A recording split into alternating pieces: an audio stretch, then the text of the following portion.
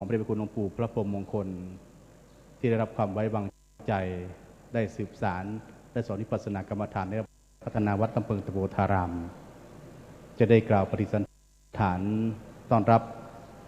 ในฐานะเป็นที่ปรึกษาในส่วนของการดำเนินงานโครงการดังกล่าวในวันนี้ขอกราบรับหน้าด้วยความเคารพอย่างสูงยิ่งครับผม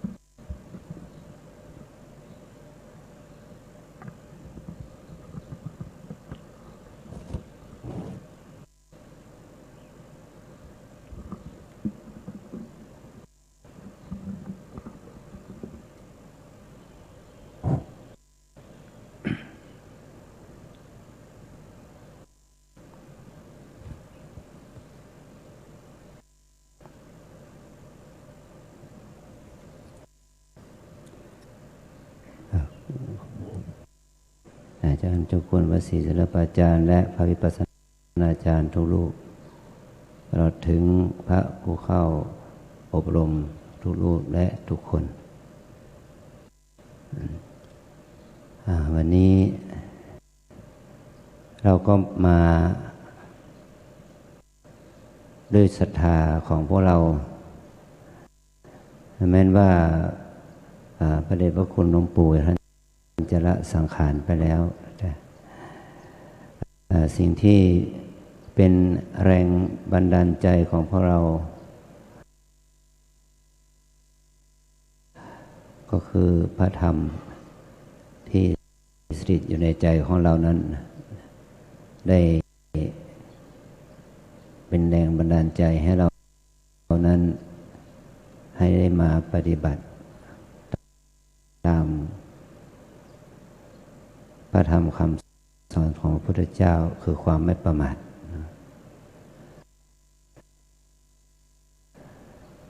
ซึ่งเราอาศัย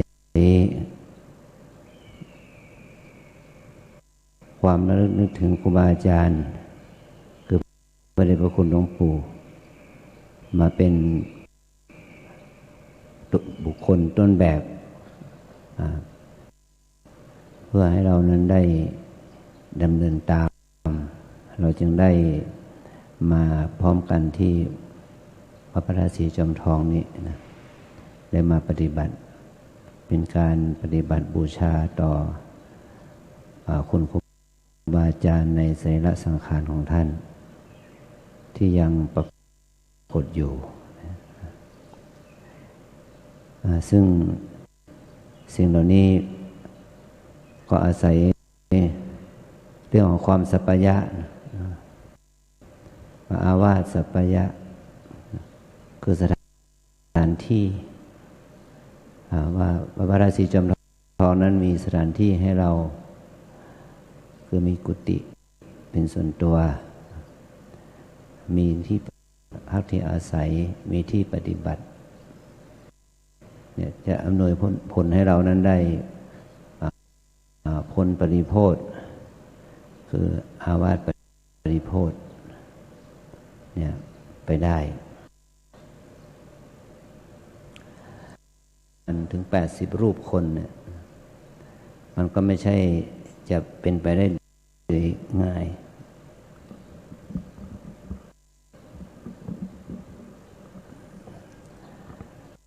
มันต้องอาศัยผู้อุปถัมภ์เนี่ยเราได้อาศัยลูกศิษย์ลูกหาของพระเดชพระคุณหลวงปู่ครูบาอาจารย์อันนี้ท่านเจ้าคุณวสีศิลปาจารย์เป็นผู้ขับเคลื่อนพร้อมกับคณะลูกศิษย์ลูกหามาช่วยเป็นภาระให้เราได้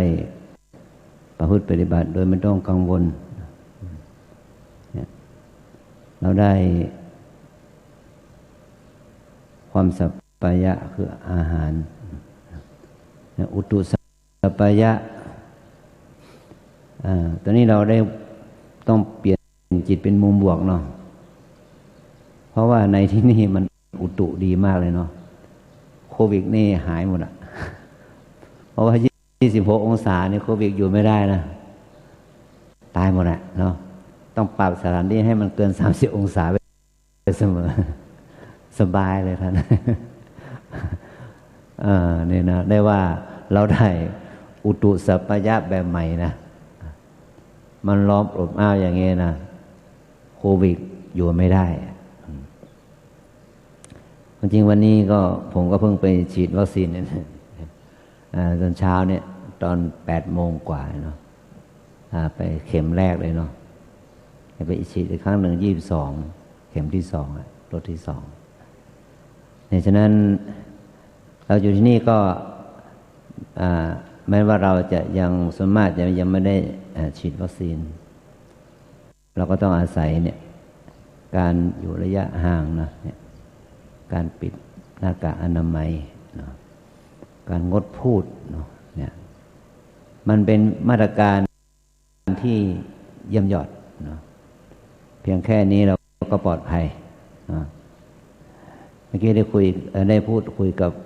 ท่านคณบดีคณะแพทยศาสตร์มหาวิทยาลัยเชียงใหม่เนาะแล้วก็พูดว่าถ้าสามารถต่อรองกับทางจังหวัดทางสาธารณสุขได้ถ้าสามารถหาวัคซีนให้มันถึง 2,000 โดสเนาะท่านจะนิมนต์พระทั้งจังหวัดไปฉีดเลยนะฉีดวัคซีนก็มันก็เจ็บน้อยกว่ายุงกัดนะฉะนั้นไม่ต้องกลัวเนาะจิ๊ดเนี่ยยุงกัดยังเจ็บนะมดน้อยกัดยังเจ็บกว่าฉะนั้นถ้าจะได้ไปฉีดก็ถือเป็นโอกาสเลยนะยกขบวนยกเซตเลยนะไปเรื่อยๆเนี่ยนะเป็นเรื่องที่ป้องกันไว้ก่อนเนาะเราก็ได้ในอุตุสัปปายะช่วยนะช่วยให้เราไม่ต้องมากังวลนะว่าจะเชื้อโควิดอะไรต่างๆมาตรการที่ทางราชการกำหนดว่าให้มาทำกิจกรรมร่วมกันไม่เกิน50 คนเนี่ยนะในพวกเราจะมีถึง80แล้วก็ทั้งพระวิปัสสนาจารย์พระพี่เลี้ยงด้วยก็คิดว่า100 คน100 รูปแต่เราไม่ต้องกังวลนะเพราะว่าเราอยู่ในพื้นที่แม้จะมี200-300 รูปคนก็ตามแต่เราอยู่ในพื้นที่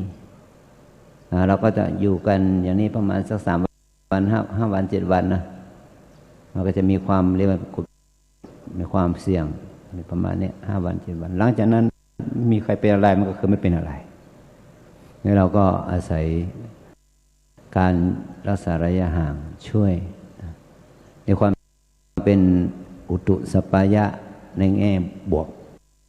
นี่เป็นอุตุสัปปายะอีกแบบหนึ่งป้องกันโควิดได้เนาะนี่ก็คือสภาพอากาศนี่เป็นมุมบวกของการเรามาอยู่ในสถานที่อย่างนี้มันปลอดภัยยิ่งกว่าอยู่ในอาคารปิดห้องแอร์เย็นฉ่ำจริงนะห้องแอร์เย็นฉ่ำนั่นแหละอันตรายกว่าอย่างนี้อีกนะนี่เราได้อุตุสัปปายะของเรานะเนี่ย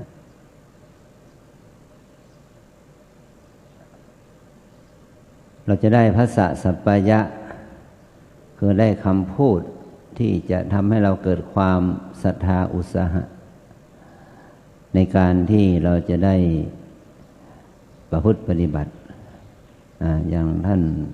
พระครูท่านนนท์พูดเมื่อกี้นะว่าสิ่งที่เราได้ทำกิจกรรมเหล่านี้ก็ถือว่าเป็นการกระทำเพื่อให้เป็นการเดินตามทางของครูบาอาจารย์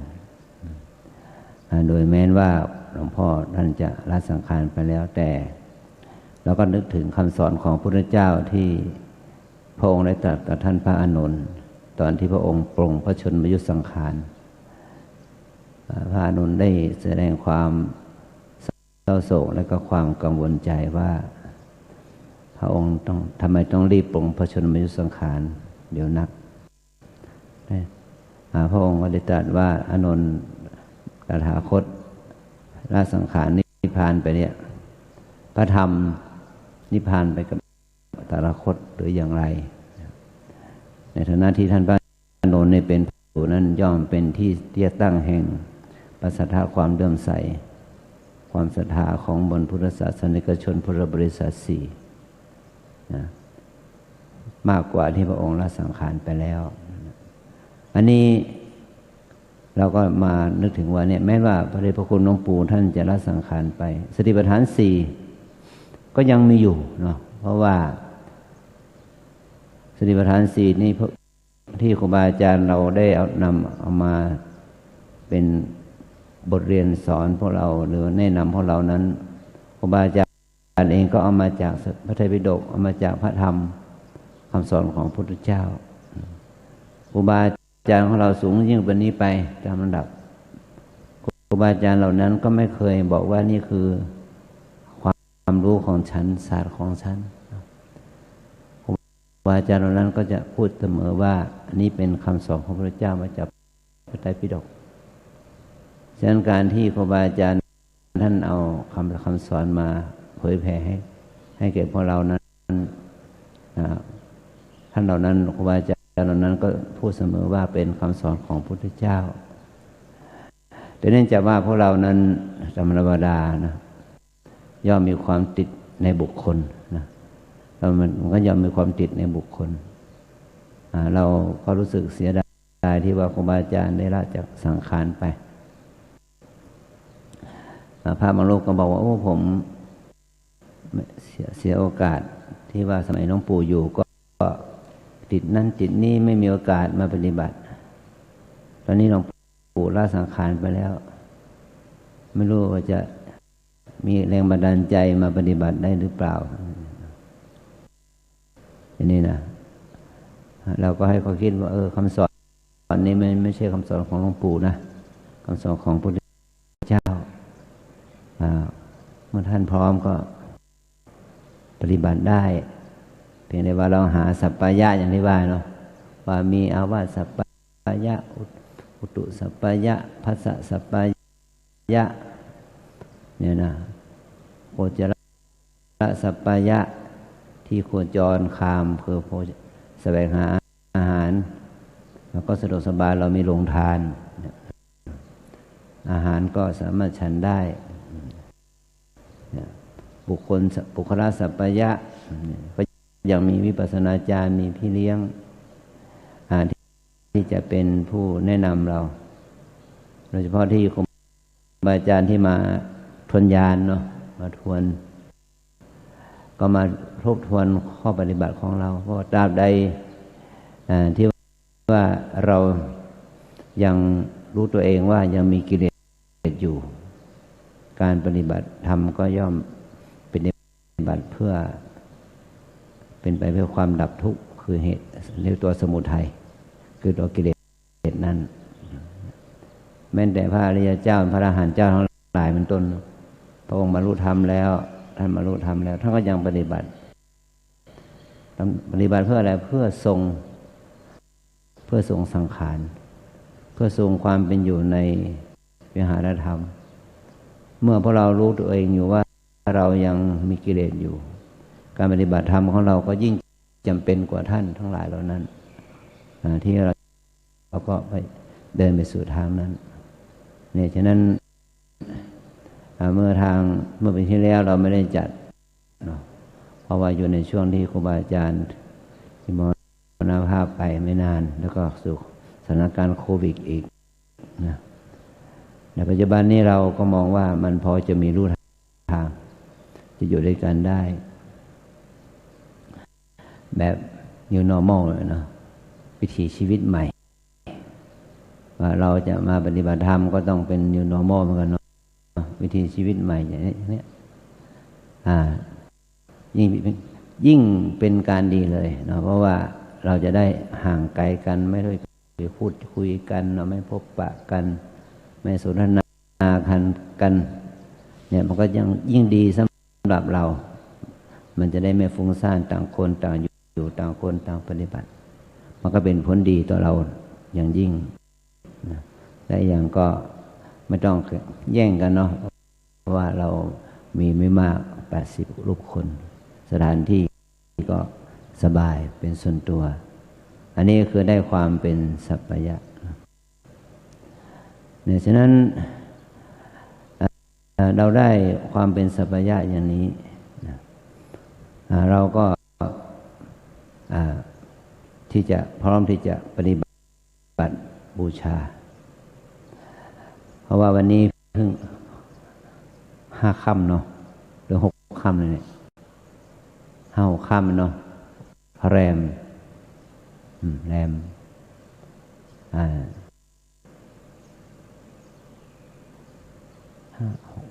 6 ค่ำวันนี้เนาะเป็นปฏิบัติบูชาในแง่ที่ว่าเหมือนกับว่าพระศิระของพระตถาคตกำลังประดิษฐานอยู่บนแท่นหินได้สาระทั้งคู่เนาะ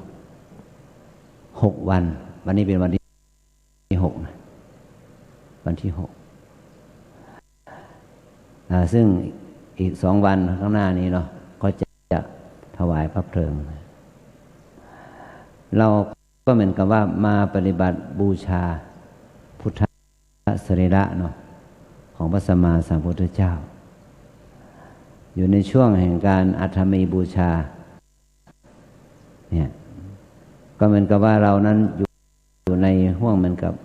งานศพของส่วนสังฆราชหรือพระเดชพระคุณหลวงปู่หลวงพ่อทั้งหลายเนาะจะออกเมนแล้วเนาะออกเมนเผาศพก็จะมีพระทั้งหลายลูกศิษย์ลูกหามารวมกันมาร่วมงานศพเข้าสู่การถวายพระเพลิงของพระสัมมาสัมพุทธเจ้านั้นเนี่ยมันลองนึกถึงภาพย้อนไปกับว่าเรากำลังจะได้ปฏิบัติเรากำลังจะเข้าสู่การปฏิบัติบูชาต่อพระสรีระของพระตถาคตเจ้าเนาะเนี่ยเราจะได้รู้สึกถึงคุณค่าว่าการที่เรา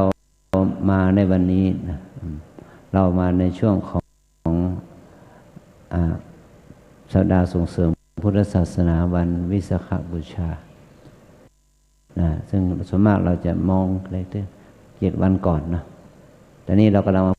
พูดถึง7 วันหลังนะ7 วันหลังที่เราจะได้ใช้กายใจของเราเนี่ยเป็นปฏิบัติบูชาทรงกันที่พระองค์ได้ทรงตรัสไว้ว่าโยโคอนันทะภิกขุวาภิกขุณีวาอุปาสโกวาอุปาสิกาวาธรรมานุธรรมปฏิปติปรมาละบูชายะดูก่อนอานนท์ภิกษุภิกษุณีอุบาสกอุบาสิกาปรารถนาจะบูชาตถาคตด้วยการบูชาอันยิ่งก็คือการปฏิบัติบูชาปรมายบูชายะดังนั้นพวกเราก็ได้ชื่อว่าเป็นการบูชาอันยิ่งบูชาจะปูชนียานังบูชาพระรัตนตรัยซึ่งเป็นสิ่งที่ควรแก่การบูชาเอตัมมังคะละมุตตมังย่อมเป็นมงคลแก่เราในสถานการณ์ที่เรามาปฏิบัติบูชาจึงถือว่าเป็นการสร้างมงคลเนาะวัตถุมงคล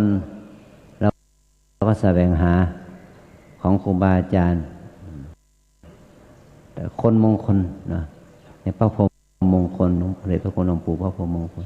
คนมงคลเกิดจากอะไรก็เกิดจากคนนั้นดำเนินชีวิตขับเคลื่อนชีวิตไม่ว่าผมหรือท่านเราทุกคนเนาะถ้าเราขับเคลื่อนชีวิตดำเนินชีวิตด้วยมหากุศลเนาะด้วยทานศีลภาวนาเนาะแล้วทำไมเราจะเป็นคนมงคลไม่ได้เนาะเราจะเป็นคนมงคล เป็นคนที่ประเสริฐเป็นคนที่ควรแก่การบูชาก็ต่อเมื่อเรานั้นได้ซึมซับซึมซับมหากุศลเนาะทานศีลภาวนาท่านเป็นสามเณรอีกเป็นคฤหัสถ์อีกเนาะถึง96 พรรษาเนี่ยท่านจึงเป็นที่เคารพสักการะบูชาของพวกเราและพุทธบริษัททั้งหลายนับตั้งแต่พระบาทสมเด็จพระเจ้าอยู่หัวมาลงถึงประชาชนญาติโยมทั่วไปฐานของท่านก็เป็นคนธรรมดาเนาะมาจากครอบครัวแม้ว่ารุ่นปู่รุ่นตาของท่านจะเป็นคนผู้สูงศักดิ์พอสมควรแต่ตอนที่ท่านมาได้กำเนิดเนี่ยท่านก็เป็นคนยากจนคนหนึ่งนะเนี่ยอาศัยที่ว่ามีสรรสกุลที่ดีฐานบุญที่ดีการได้เข้ามาสู่พระศาสนาจนถึงวันที่เราเห็นเนี่ยมันต่างกันเนาะมันต่างกัน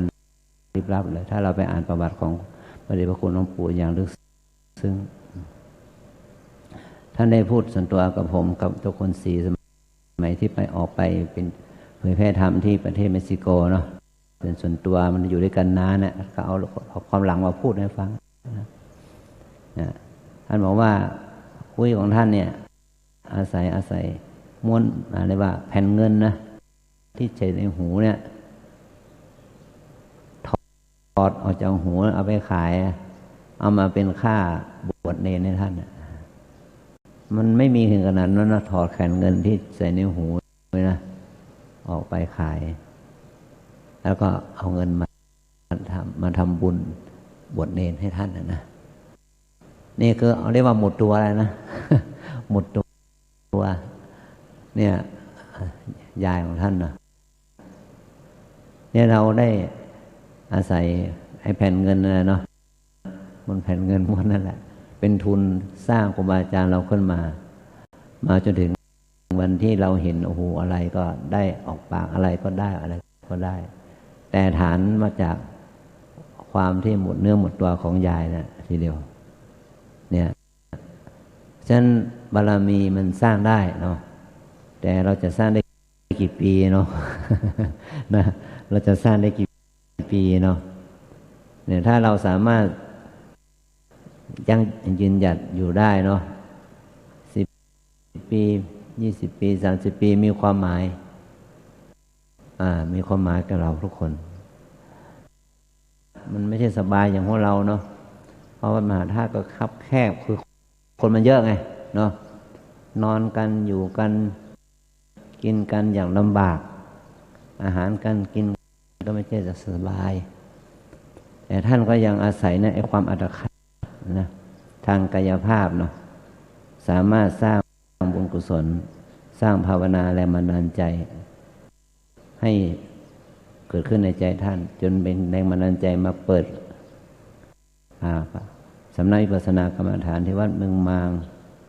วัดน้ำเปิงแล้วก็มาที่วัดพระธาตุศรีจอมทองตามลำดับเนี่ยมันก็เกิดจากความอาฆาตยักแค้นด้วยซ้ำไปแต่พวกเราเนี่ยมาที่นี่ก็มาอย่างสบายมาอย่างสุขสบายเราก็อาศัยความสัปปายะเนี่ยนะมาเป็นเครื่องบันดาลใจให้เราได้ขับเคลื่อนตนเองให้มันเป็นไปในทางที่เป็นกุศลธรรมที่จะทำให้เรานั้นก้าวหน้าสู่สัมมาปฏิบัติซึ่งถ้าเราได้ประสบการภายในด้วยตัวเราเองแล้ว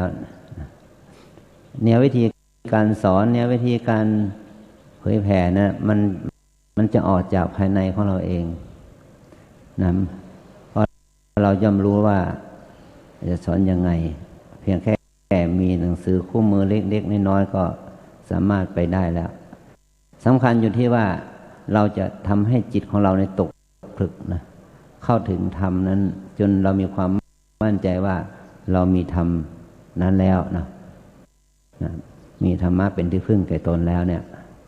เรื่องการสอนคนนั้น คนเดียวก็ได้บุญ2 คนก็ได้บุญไม่ต้องมีสำนักอันใหญ่โต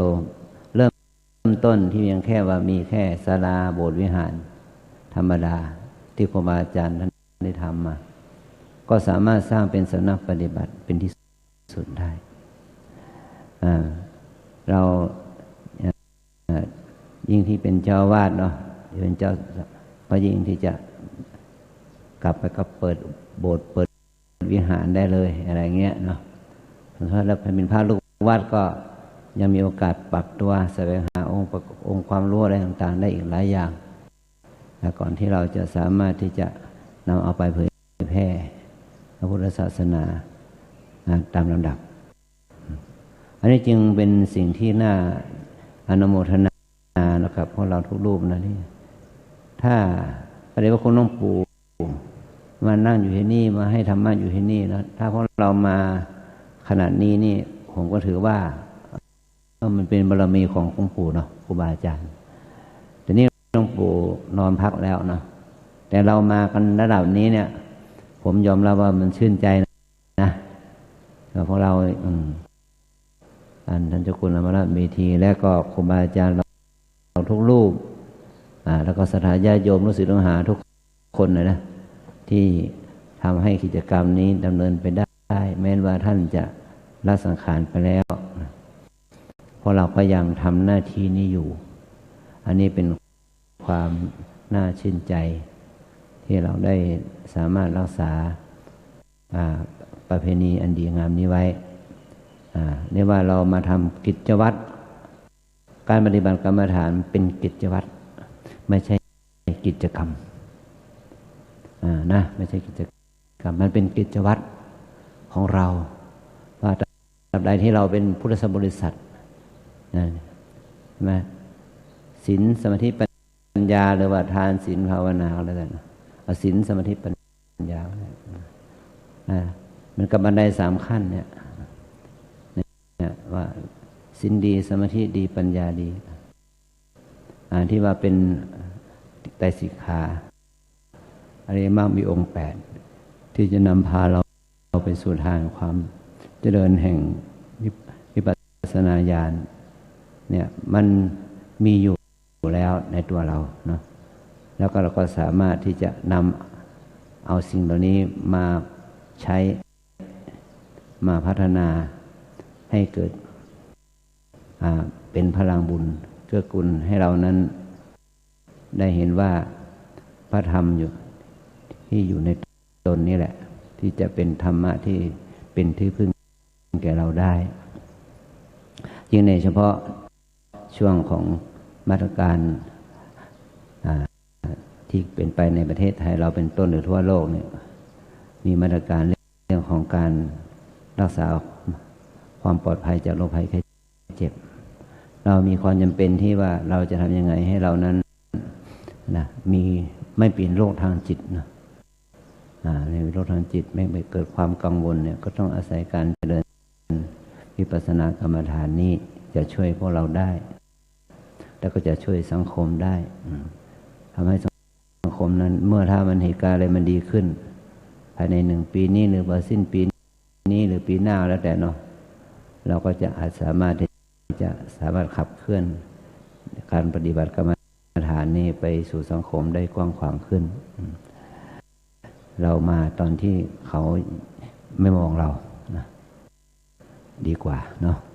เราออกจากวัดก็เขาก็ไม่เดือดร้อนใจเนาะเพราะว่ามันไปไหนไม่ได้กันอยู่แล้วเนาะฉะนั้นก็มาช่วงนี้แหละเป็นช่วงที่ดีที่สุดของเราว่างในสุดของเรานะจึงขออนุโมทนาบุญกับครูบาอาจารย์ทุกรูปสาธุ